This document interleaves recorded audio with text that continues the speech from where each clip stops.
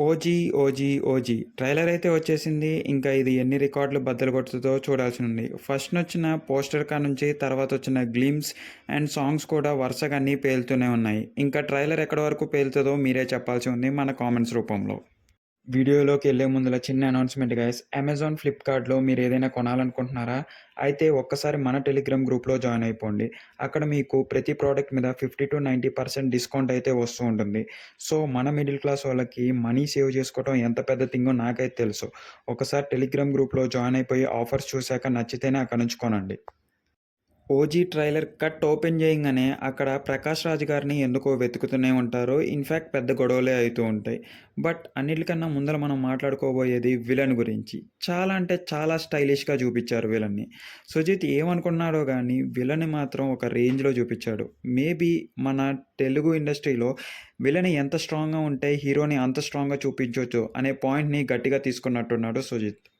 ఇంకొకటి చెప్పాలంటే 'పవన్ కళ్యాణ్' గారి స్క్రీన్ అపియరెన్స్. ఎన్ని మూవీస్‌లో చేసుంటే మాత్రం అంతలానా ఇంత గ్యాపొస్తే నేను ఆ మాత్రం ఔట్‌పుట్‌ని ఎక్స్‌పెక్టే చేయలేదు. సో, 'పవన్ కళ్యాణ్' గారి స్క్రీన్ అపియరెన్స్‌లో గానీ, ఆ జోష్‌లో గానీ ఏమాత్రం తగ్గలేదనైతే తెలుస్తూ ఉంది. నిన్న ఆడియో లాంచ్‌లో కూడా సార్ అంతే యాక్టివ్‌గా ఉన్నారు. సో, మూవీలో కూడా ఇంతే యాక్టివ్‌గా ఉన్నారని ఈజీగా తెలిసిపోతుంది. బట్ కొంచెం ఆలోచించాల్సిన విషయం ఏంటంటే, ఏదైతే గ్లింప్స్ మరియు సాంగ్స్‌లో ఉన్న కట్‌నే మళ్ళీ ట్రైలర్‌లో రిపీట్ చేశారు. కొత్తవేమన్నా ఎక్స్‌పెక్ట్ చేసాంలే గానీ, అవే యేశారు. ఓకే.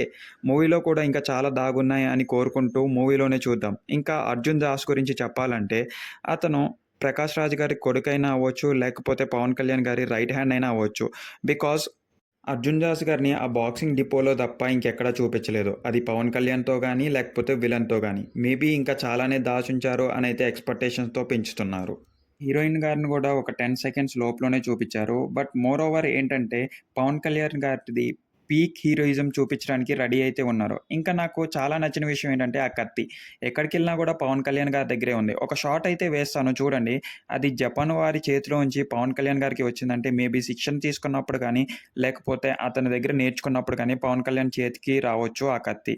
నాకు తెలిసినంత వరకు ఏదో గొడవ జరిగి పవన్ కళ్యాణ్ గారు వేరే ఊరెళ్ళిపోవటం, వాళ్ళని మళ్ళీ ఇబ్బంది పెట్టటం వల్ల పవన్ కళ్యాణ్ గారు ఫోన్ చేసి చెప్తారు, "బొంబాయి మళ్ళీ వస్తున్నాను" అని. తలకాయలన్నీ జాగ్రత్త అని. మేబీ మళ్ళీ వాళ్ళ మీద రివర్స్ రివెంజ్ తీసుకోవటానికి రావచ్చేమో అని నా స్ట్రాంగ్ బిలీఫ్. నా ఉద్దేశ్యం ఏంటంటే ట్రైలర్ రిలీజ్ చేసినా, చెయ్యకపోయినా కూడా పెద్ద ఇంపాక్ట్ ఏం లేదు. ఎందుకంటే పవన్ కళ్యాణ్ గారిని మొన్న ఆడియో లాంచ్ అండ్ గ్లిమ్స్ సాంగ్స్‌తోనే పీక్ అనౌన్స్‌మెంట్ గాని, పీక్ స్టేజ్‌లో వైరల్ అయితే అయిపోయింది.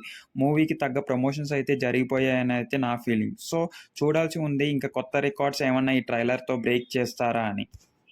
మన ఛానల్‌ని ఇంకా అందరూ లైక్ చేసి సబ్స్క్రైబ్ చేసుకోండి గాయ్స్. మందగా అయితే బెల్ ఐకాన్ అందరూ ఆన్‌లో పెట్టేసుకోండి. తెలుసుగా ఒకసారి మన టెలిగ్రామ్ గ్రూప్‌లో జాయిన్ అయిపోయి, వాట్సాప్ ఛానల్ కూడా ఉంది. ఒకసారి మీకు ఇంట్రెస్ట్ ఉంటే జాయిన్ అయిపోండి.